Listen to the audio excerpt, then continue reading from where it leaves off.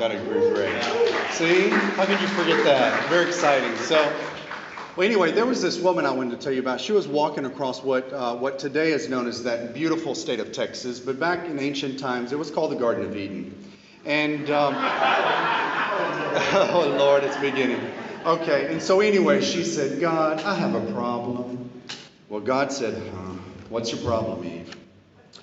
She said, well, I know you created me and you created this most wonderful garden and you created all these wonderful animals and you created that hilarious snake, but God, I'm just not happy. And God said, and why is that, Eve?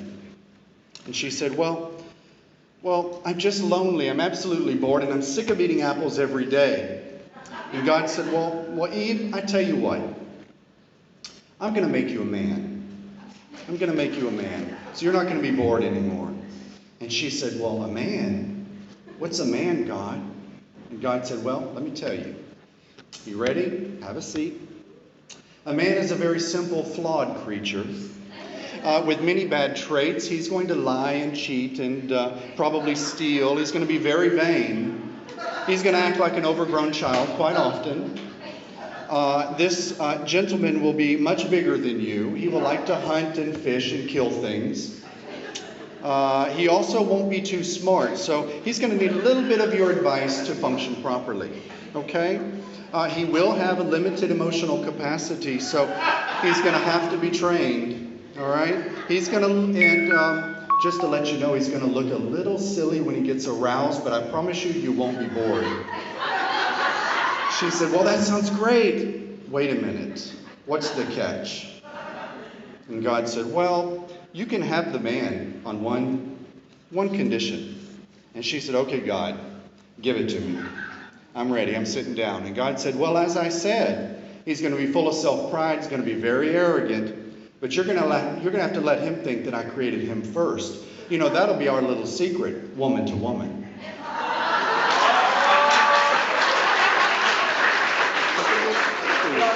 I love that. Oh, a standing clap. I love that. Thank you. Oh, I taped it. Well, today is one of my favorite services through the year because it begins the holiday season. I love Thanksgiving because I love to eat. But Christmas is a wonderful time. I grew up in a Christian family, Southern Baptist family, where Christmas threw up all over the house, the farm, the church, everywhere. Every house in the neighborhood and all the farms were all lit up with Christmas lights. I didn't have any Jewish friends till I went to college. I'd never even met a Jew until college. I didn't know what they were. I'd never heard anything nice about them, that's for sure, from my church. But that was just part of my community that I grew up with. Very conservative Texas community. And that's okay. But no matter what you celebrate this time of year, whether it's Kwanzaa, whether it's Hanukkah, whether it's Christmas, really the spirit of the season is about bringing in happiness and joy and remembering to be in a state of peace this time of year. It's actually not that easy for a lot of people. I get a lot of phone calls. I get a lot of texts. I get a lot of prayer requests this time of the year because people have maybe transitioned. Maybe they divorced. Maybe they lost a job. Maybe their lives were just demolished by life itself during the Christmas season. And so it's very hard for people to go through this time when all of us are celebrating and singing all these songs. Other people are kind of wallowing in that mud pit. They can't get out of it. They can't get away from it. It sticks to them, right? No matter what religion we come from as a family religion, no matter where we are now in life, what all saints, what all prophets, what all yogis and metaphysicians realize is that this time of the year is a time of quickening, a time of change. It's a preparatory time of being aware that we are the expression of divine light, the God principle. We are the presence of love on earth. And it's truly a reminder that we are to be a faith of service and of charity. And especially love. Especially love. Love ourselves, love other people, create a state of happiness in the world. That's what the holiday season is truly all about. Now, this past year, our family, we've all been a very beautiful part. We've been a very important part of all the growth that this church has experienced. And what I've noticed is that we have to give thanks to Reverend Tim especially, because without Reverend Tim, we wouldn't have a dynamic music program. Reverend Tim brought that. Reverend Tim created that. Right? He took personal responsibility, one of our principals, and put it into action. He didn't even know the principle, and he did it anyway.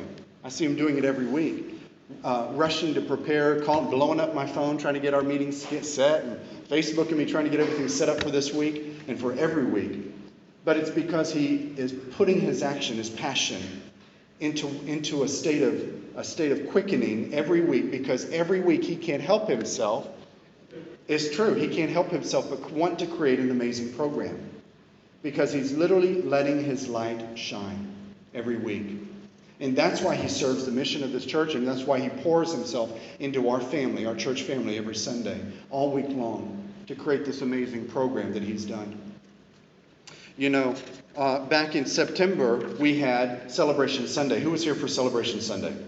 About half of you. What did you think? That was pretty amazing. We had over 125 people. Thank you.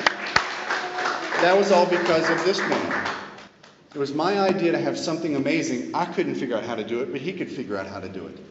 I wanted something to bring the power, bring really more light into our sanctuary, so that we could become a stronger center of light, if you will, in our community. So Reverend Tim found the individuals to sing, almost sing, dance, and perform, but sing and perform. I think we were dancing, they were performing, and it was an amazing day, but it was really the power of presence, the power of bringing the light.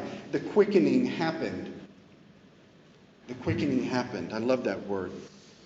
Every month we host our psychic fairs. That's our big monthly fundraiser. And it's a lot of work for those of us who work it, especially our board members, who I thank very much for helping always, but especially the volunteers, you guys, who actually return Donna's phone calls, and you come and support and be volunteers at the fair, and it helps us out tremendously. Because once again, what you're doing is you're taking action, and you're stepping into the mission of the church, fundraising in a way, and you're helping our light be stronger. You're helping us fulfill something that serves a need in the community. I see a lot of people actually asking for tissues during the psychic fairs because the readings change their lives. The readings heal them, uplift them, inspire them, help them make decisions on their own. And it transforms their lives. And that's why we're here, is to put forward programs, not just fairs every month, but to put forward all the different programs that change and inspire. We create the space that transforms their lives. That's what all of our events are meant to do. We shouldn't be having an event if it is not meant to create a space that transforms their lives. If the event doesn't do that, it's not following our mission. We can't have that. So that's what I'm talking about. When we talk about quickening and bringing in the light of God into this space, it really supports our mission tremendously. All these amazing speakers that we've had over the last several years that I bring in from different parts of the country and the world, it's all because I put my fuel and my passion into going out and finding these people and then creating the relationships that bring them here. But I didn't do it the month before, I guarantee you. It took me 2 or 3 years to get those people into the quickening, into believing, or it really for my light to connect with their light, so that they believed enough in me to come to this center of light to spread their message.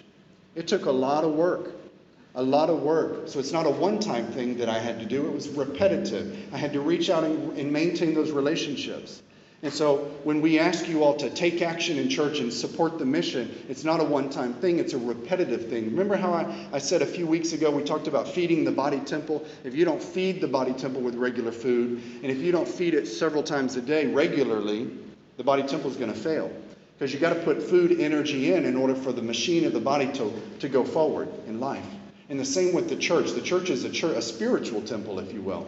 And so you've got to put yourself into the spiritual temple in a way. You are the fuel, and you help that temple go forward, the mission of the light, if you will, of the temple.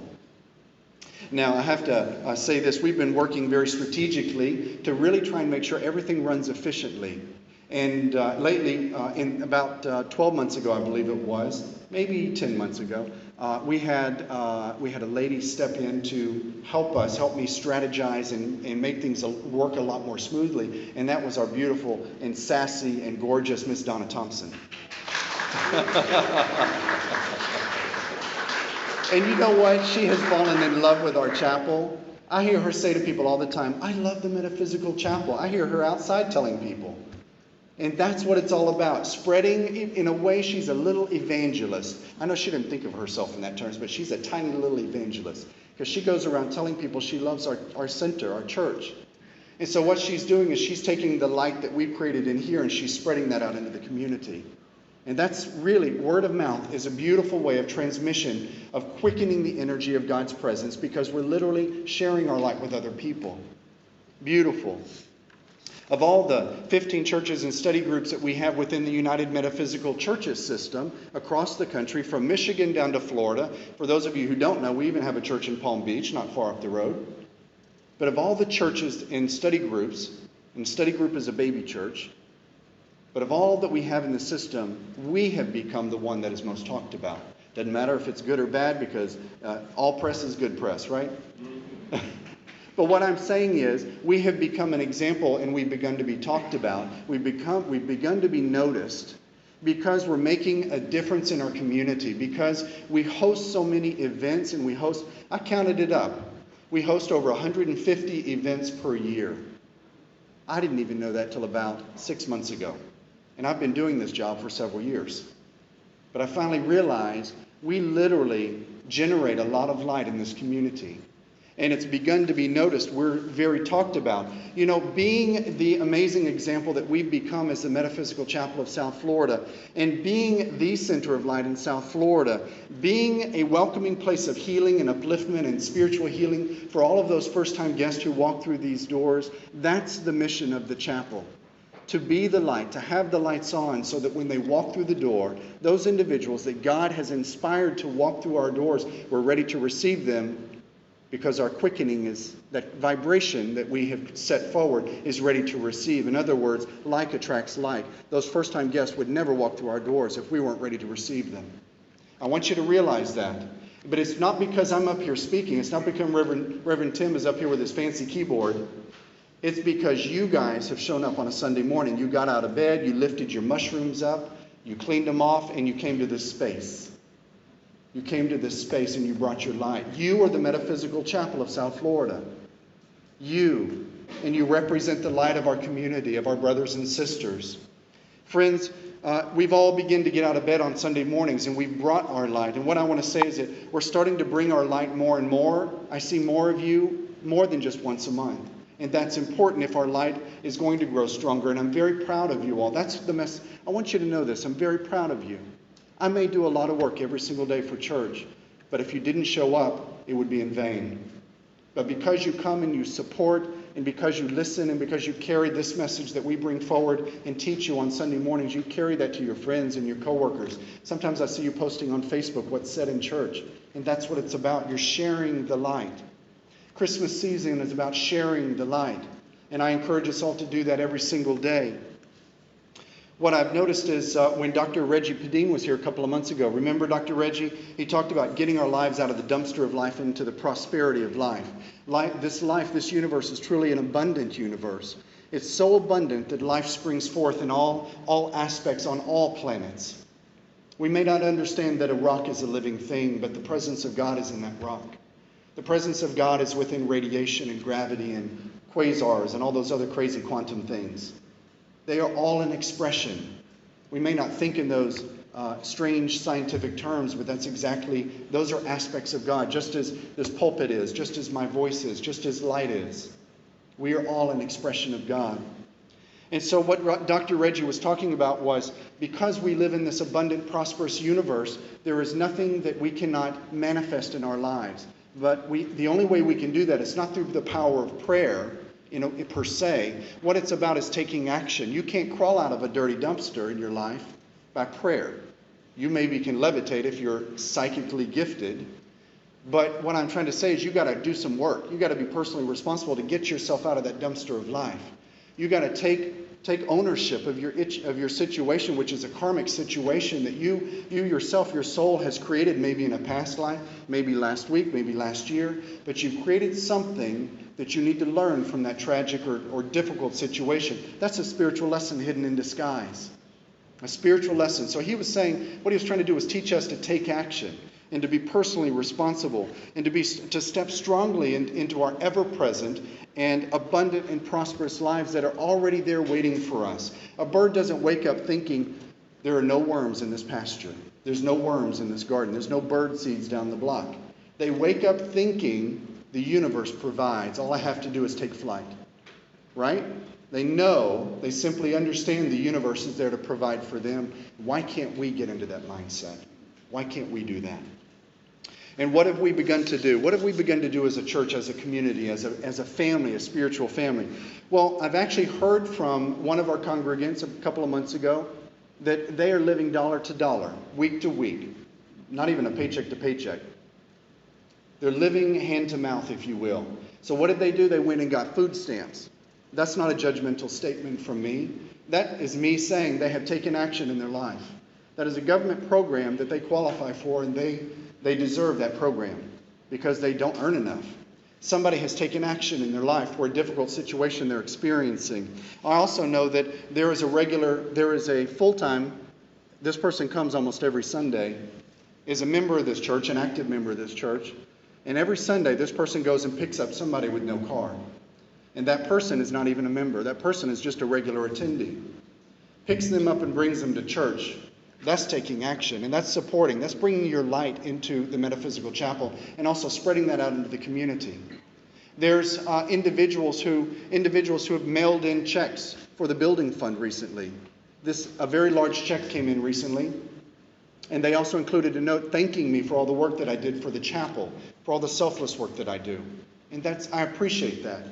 But what did they do? They know that we're trying to achieve purchasing our own building next year, in the coming year. And they actually took action and sent something in without us having to ask.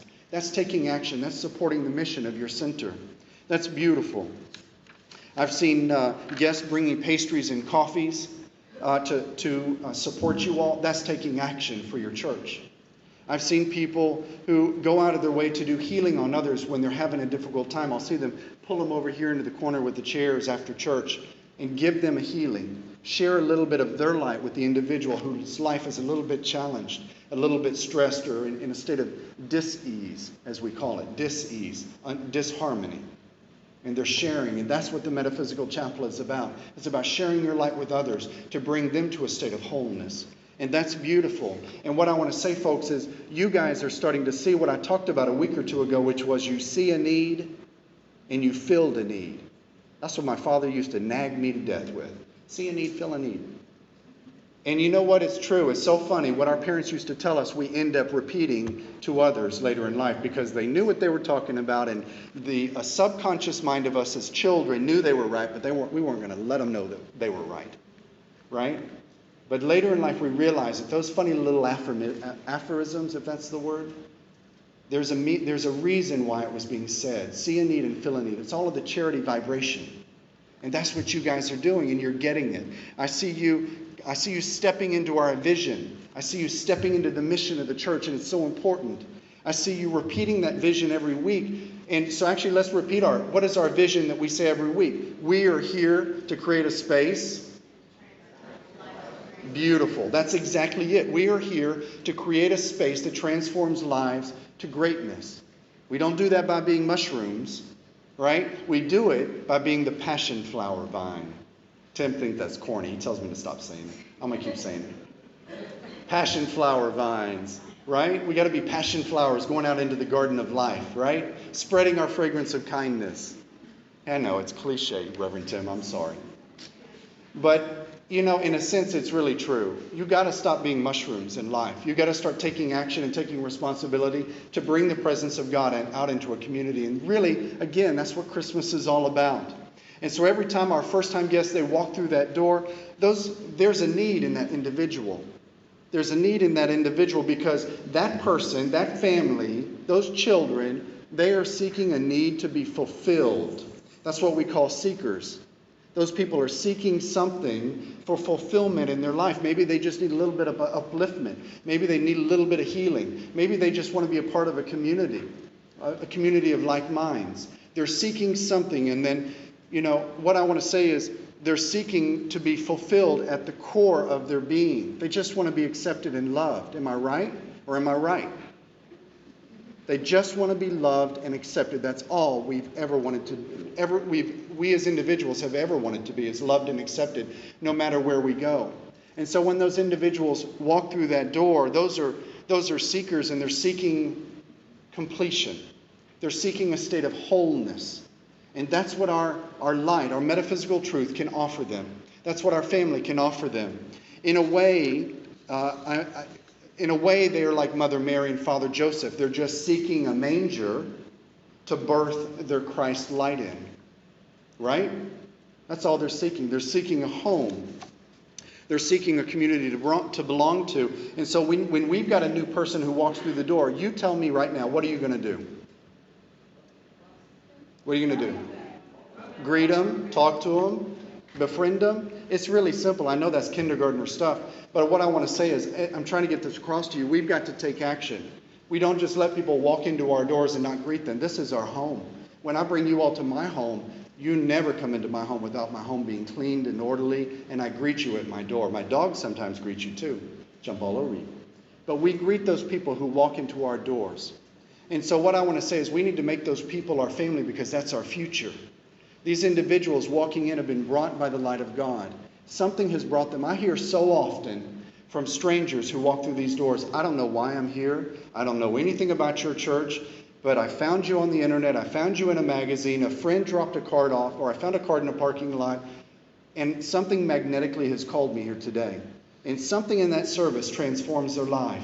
I have heard it so many times in the last 8 or 9 years that I've been here that it doesn't surprise me anymore. And what I notice is we might have only been a lily pad or a stepping stone for them on their greater journey. They may have only been here for a little bit, but for that little bit of time we transform their lives. We planted a seed that they needed in their life to carry them forward. We quickened something in their life that uplifted them and helped them on their journey.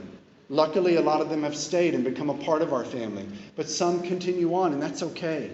I used to get so worked up over, oh, I didn't speak good enough. Oh, I didn't say hello enough. Oh, we didn't give them enough. And I realized it's not about what we do for other people. It's simply who we are as individuals, what we offer them from ourselves. I asked a yogi in Miami about a year ago, what can I do to awaken the love for God in my congregants?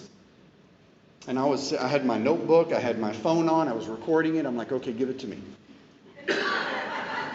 And he said 3 words. Oh no, he said 3 words. Just be you. I thought, what? That's it? Just be you. In other words, you shine your light. Just be you. And I said, are you sure I don't have to say some prayers or do some rituals or something? Or is there some kind of class I can teach them? I'll teach them. You tell me and I'll read a book and I'll teach a class. And he said, just be you. You be the example of a Christed being and they will recognize what they are lacking in their life and they will be magnetically drawn to unfold that in their own lives. It was that simple. And that's really the message of Christmas. It's really about doing unto others as you would have them do unto you. Serving other people in need. If you see a person in need and you choose not to help that person, did you realize you create negative karma for yourself? I know we don't talk about karma a whole lot, but karma is so important. Did you realize that when you are in a situation and you're willing to take from that situation, but somebody else could benefit from it, but you've taken your portion that you really didn't need, you're creating negative karma in a way because you're taking away from the blessing of another person. So think about what you're doing, what you're saying, what you're walking into, where you carry your light. And think about how does that karmically repercuss in my life. And so, when we do good deeds, when we serve others, when we support a mission, when we bring people to church, when we spread the message of our teachings out into the community, you're creating beautiful and powerful, positive karma for your life. And that positive karma transmutes neutralizes, negates negative karma. It lightens the burden of karma in your life. That's how powerful it is. We can't get away from karma. Karma is a universal natural law that we all exist within. We exist within. Interesting. And so when we step into understanding this holiday season, the message of the holiday season, I want you to get this, if nothing else. I want you to understand this. The holiday season from the, maybe I'll say corporate. Let's say corporate or TV world. You know how out in the community we're barraged by corporations and TVs and radio ads and billboards, and it's all about come and buy this new car, come and buy this new phone, come and get this new gadget, come and get this new service. You got to have it. You got to have it. Everything is so addictively stimulating, the colors, the sounds, the smells of Christmas. And what's all that doing? It's pulling us outside of ourselves. It wants us to think our happiness and our fulfillment is outside of ourselves. It wants us to think that the light we're seeking, the completion in our life is outside of ourselves, when in fact it's a total lie. It's a total illusion, because every single thing that anybody has to offer you is not permanent. The one thing that is permanent in this life is the light of God that's within. And how do you find that? It sounds so esoteric. You find it through daily and regular deep meditation. 30 minutes, an hour, 2 hours. I know 2 hours is a long time, but I've seen people do 4 and 8 hours down the road at a little temple that I go to once in a while. Amazing. But if you can just sit for 30 minutes a day, going inward, seeking the light of God, calling upon however you envision God, call that to you. Step into that truth. And that is, I would say, the most amazing Christmas present you could ever give yourself. It's an eternal present. Because once you reach that state of samadhi, that bliss, that communion with God, as they call it, yoga is really communion with God. It doesn't really mean all about the postures. It means your mind connecting to the mind of God. And when you connect in yoga to the mind of God, sitting in meditation, that's when you'll have the greatest gift of happiness and peace and joy and states of bliss that all of the yogis and the saints talk about, because they meditated. Give yourself a moment of meditation every day. Bring the light of truth, the light of metaphysics into your life, and share that with those in your community. And what I want to say to you all this morning is this. I wish for you all this holiday season the following. May your every day become a Christmas of joy and of happiness and of peace and of service to others, and especially of daily communion with God within. God bless you too. Namaste. Namaste. Thank you so much, Reverend Kevin. Thanks for the affirmation.